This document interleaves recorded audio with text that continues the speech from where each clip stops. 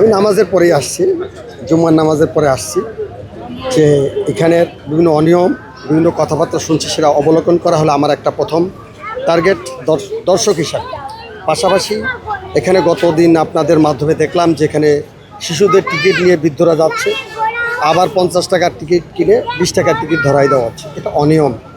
এটা যদি অনিয়ম হয়ে থাকে তাহলে সেক্ষেত্রে আমাদের স্ট্রিক্টলি যেটা করণীয় সেটা হলো যে টিকিট সুন্দরভাবে যারা আছে তাদের অন্তর্গত সচেতন দায়িত্বশীল মানুষ হওয়ার কর্তব্য 1 নম্বর। 2 নম্বর, জুলাইয়ের যে চেতনা, যে আমাদের সন্তানেরা যে আত্মাহুতি দিয়েছে, আমরা যে নির্যাতিত হয়েছি, আমাদের যে দীর্ঘ ত্যাগ, দীর্ঘ কষ্টের যে শ্রমের জন্য 5ই আগস্ট ঘটলো, সেটাই এখানে জুলাই জাদুঘর করছে।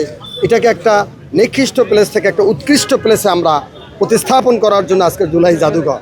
সেই জুলাই জাদুঘরে সে প্রথমেই টিকিট নিয়ে একটা সমস্যা সৃষ্টি হওয়া, এটা আমরা কাম্য না। পাশাপাশি আমরা এটাও কাম্য না যে আজকের এআইতে বলা হয়েছে বা গুগলে বলা হয়েছে যে 2টা থেকে শুক্রবার দিন টিকিট দেওয়া হবে, কিন্তু এখানে এসে দেখলাম সবাই যে 3টা থেকে লেখা রয়েছে। এখন যারা 2টা টিকিট নিয়ে আসছে অনলাইনে তারাও ঢুকতে পারছে না। তো এই অব্যবস্থাপনাগুলো আমাদের মাননীয় মুক্তিযোদ্ধা বিষয়ক মন্ত্রী এই বিষয়গুলোকে একটু খেয়াল করা খুব জরুরি। পাশাপাশি যারা ভিতরে রয়েছে বা দায়িত্বশীল, তাদের সততা নিষ্ঠার সহিত দায়িত্ব পালন করবে বলে আশা করি।